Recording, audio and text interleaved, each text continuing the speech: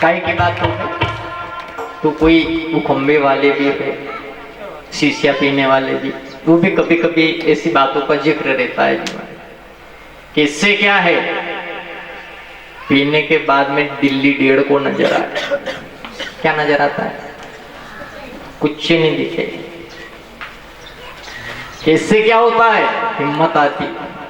अच्छा, इससे सही हिम्मत आती है, ज्ञान देता है। तो हमने तो कोई कहीं को देखा है, हालांकि आपके यहाँ तो बहुत अच्छे लोग नहीं पीते, बढ़िया है, पर हमने तो बहुत सारे देखे मंदसौर के आसपास, जो कोई तो गटर में पड़ा है, कोई रोडी पे पड़ा है। तो ये कहाँ की हिम्मत है भाई? ये कौन सी हिम्मत है? सीमा पुराण की कथा कहती है संतों, जहां पे नशा विशेष रूप से मदिरा पान की ही बात कही, और कहते हैं संतों, बहुत ध्यान से सुनना इसको, जब बेलपत्र का पौधा प्रकट हुआ संतों, इसमें भोले बाबा ने अनेकों प्रकार की औषधि का काम करने वाली दवाई का स्वरूप बताया। अच्छा, अभी तो चलो ये अंग्रेजी दवा आ गई, लेकिन पहले भी तो दवा थी। अपन भले जाने नहीं जाने, पर बहुत सारे ऐसे पुराने लोग हैं, बहुत सारे कहते हैं कि अनेकों प्रकार की सब समस्याओं का ऐसा हल हर एक चीज का था, है ना। तो विशेष वास्तव में इतनी बीमारियां भी कहाँ थी?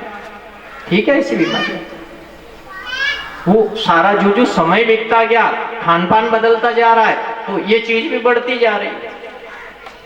तो कम थी तो कम चीजों का, पर ऐसा सब प्रकार का कोई न कोई ऐसी चीज बना रखी थी प्रकृति के द्वारा कि जिससे उस सब का निदान हो रहा था।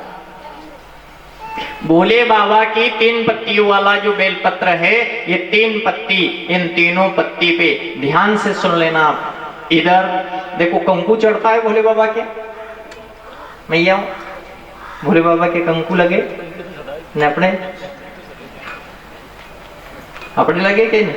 अपने कंकु लगे, लगता है। विष्णु भगवान के कुमकुम लगता है। अरे बोलो तो सही। अच्छा, ब्रह्मा जी की भी पूजा होती होगी, ब्रह्मा जी को कोई ने कुमकुम चढ़ाया? ठीक है, आप सब जानते हो ब्रह्मा जी को, नारद जी को तो कोई श्राप है।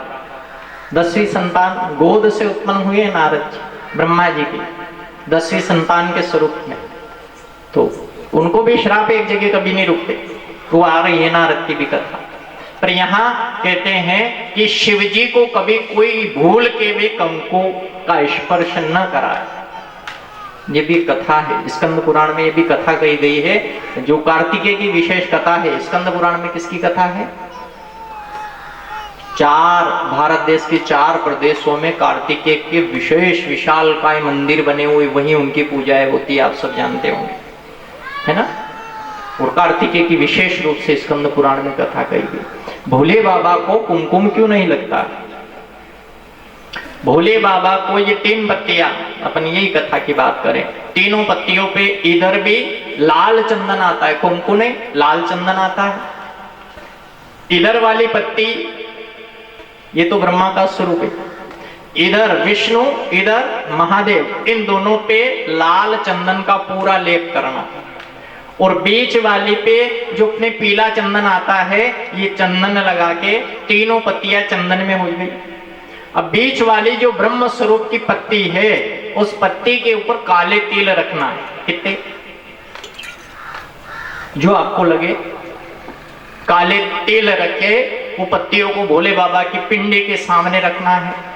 जो भी आपकी कामना है, जिसको मदिरा छुड़ाना है, उसका ध्यान करना है कि भोले बाबा, ये आप ही का तत्व है, आप मेरी मनोकामना जो मैं आपके यहाँ पे लेके आई, ये मनोकामना हमारी पूर्ण हो। तो बीच वाली जो पत्ती है, जिस पे पीले चंदन का लेप किया गया है, उस पूरे के ऊपर जितने भी आ जाए इतने काले तिल रख दिए, भोले बाबा से प्रार्थना कर ली। भोले बाबा से प्रार्थना करके जहां से भोले बाबा के ऊपर जो चौथी बार जो जल चढ़ाने जाते हो भोले बाबा के, वहां पे आप जल चढ़ाते हो, चौथी बार कहां पे चढ़ाते हो? शिव जी के इर्द गिर्द, है ना, चारों तरफ। हस्त कमल है मैया का, भोले बाबा की पिंडी के नीचे हस्त कमल मैया का, तो हस्त कमल पे जो जल चढ़ाया जाता है, उसी हस्त कमल के पास में उन तीनों पत्तियों को रख देना है, उसका ध्यान कर लेना है। उसके बाद में भोले बाबा से प्रार्थना करके, प्रणाम करके, और वो तिल ले लेना है हाथ में, और वो भोले बाबा को बेलपत्र अर्पण कर देना, उसको लाना है, उसमें हो सके और तेल बढ़ा के मिला के और भोले बाबा का स्मरण करके सुबह से भले उसको पीसो या किसी भी रूप से, तो ये शिव महापुराण में कहा है कि उसको रोटी में ऐसे ही जैसे आप खिला सकते हो इस प्रकार से खिलाने से धीरे धीरे करके उसके जो देखो ये बहुत सारे आप एड देखते हो टीवी पे, कहीं पे भी आप देख रहे हो कि ये मदिरा छुड़ाने वाला, ये दवाई लाओ आप ऐसा वैसा, तो ये बहुत सारों ने कहा कि 5 की छूट गई, 2-3 कह रहे हमारी नहीं छूटी। आप ऐसा भी जरूरी नहीं कि आपने ये कहा जो ये हो गया। संसार में आपने पास में ही मंदसौर में 50 व्यक्ति अस्पताल के कमरे में बैठते हैं, 2-4-5 की बीमारी नहीं भी सही होती है और 8-10 की छुट्टी भी हो जाती है, सही हो जाते हैं, होते हैं कि नहीं? बाटल वही चल रही है, डॉक्टर भी वही है, बोली भी वही है, सब कुछ वो है। अब ये भोले बाबा अपने योग समय पे निर्भर करता है कि असर कितना हो। कथा सब जगह कहीं भी होती है, अब किसके असर करती है किसी के नहीं करती है। जरूरी है कि सबके असर करेगी साहब? अरे बोलो आप, सबके असर करेगी? नहीं करेगी। आप एड़े की दवा छाट के आए होंगे, अभी असर किसके किया होगा उसने? कोई ऐसा भी एड़ा है जिसके असर ही नहीं हुआ है? कोई की तो सोयाबीन ही मर गई होगी बापड़ी की। यार ये कौन सी दवाई है? तो रिएक्शन भी हो जाता है भैया कभी कभी, ऐसा भी नहीं है। जगत में सब चीज का, संसार जगत में भोले बाबा की जो दवाई है, इस दवाई के रूप में देखो जैसे जैसे दिया जाता है तो धीरे धीरे करके वो कभी इस चीज के पास जाता है, भले ही घबराहट हो जिस किसी भी प्रकार से, पर उसके बुद्धि में जो ये लत पड़ी हुई है वो धीरे धीरे करके छूट जाती है। भोले बाबा की ऐसी महिमा।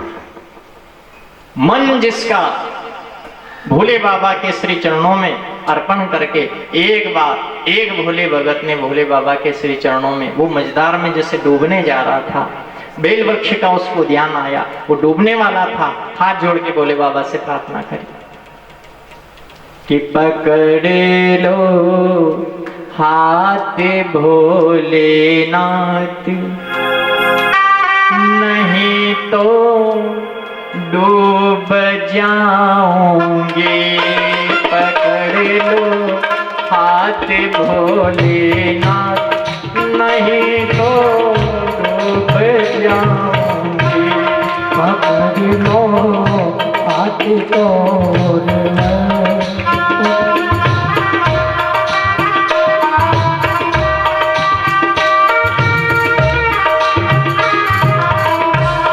पकड़ लो हाथ भोलेनाथ, नहीं तो डूब जाऊंगे।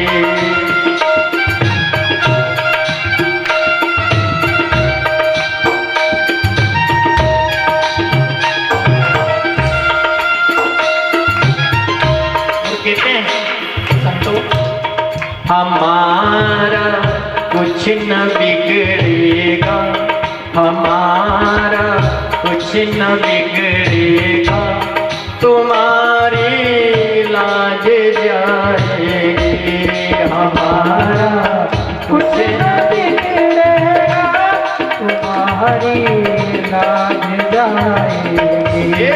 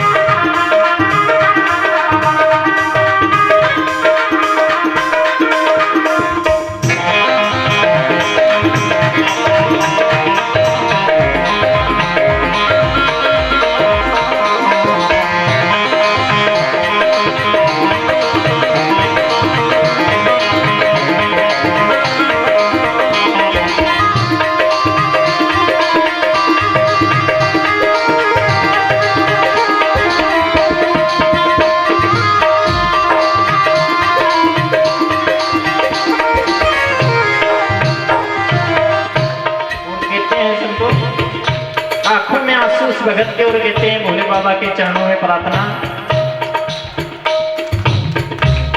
दरी है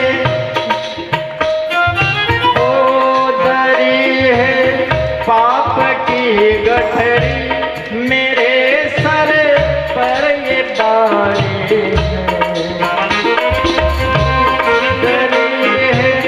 पाप की गठरी हमारे सर पे ये भारी, वजन पापों का है भारी। गाय का भार गाय का है पाप का, इसलिए आपसे शुरू का वजन नहीं होना, वजन होना।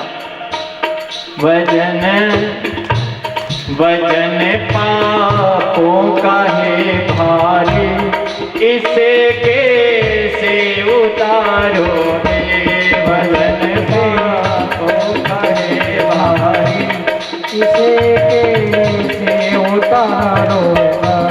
वजन पापों का है भारी, इसे कैसे उतारोगे।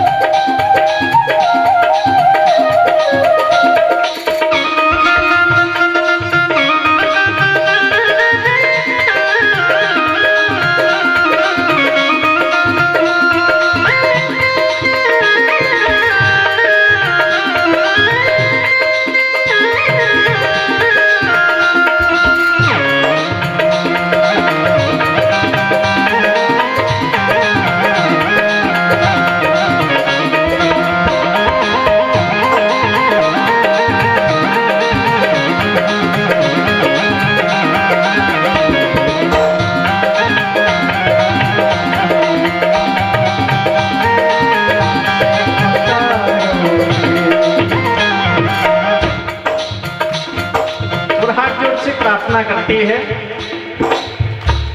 फंसी है नाव भव सागर,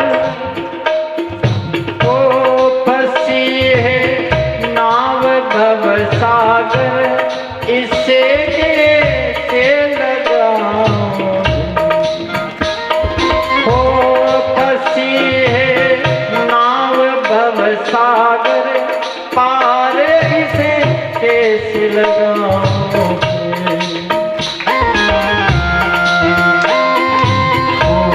नाविक तुम बन के चले आओ, नाविक तुम बन के चले आओ, तो नैया पार हो जाए।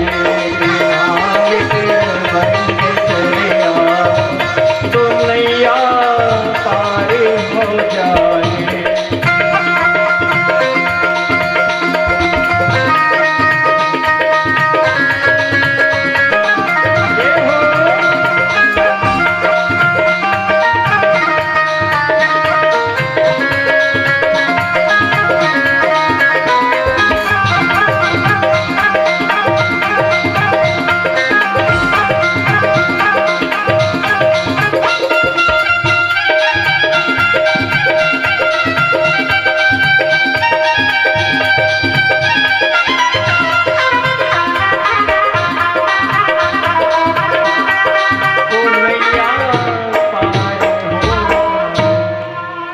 भोलेनाथ की है, काशी विश्वनाथ भगवान के।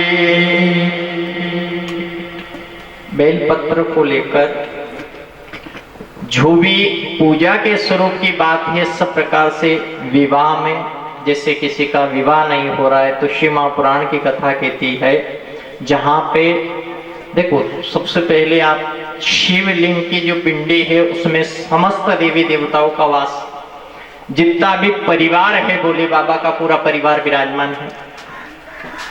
गणपति जी, अच्छा सबसे पहले पूजा किसकी होती है? बोलिए आप, अपने धर्म में सबसे पहले पूजा किसकी कही जाती है?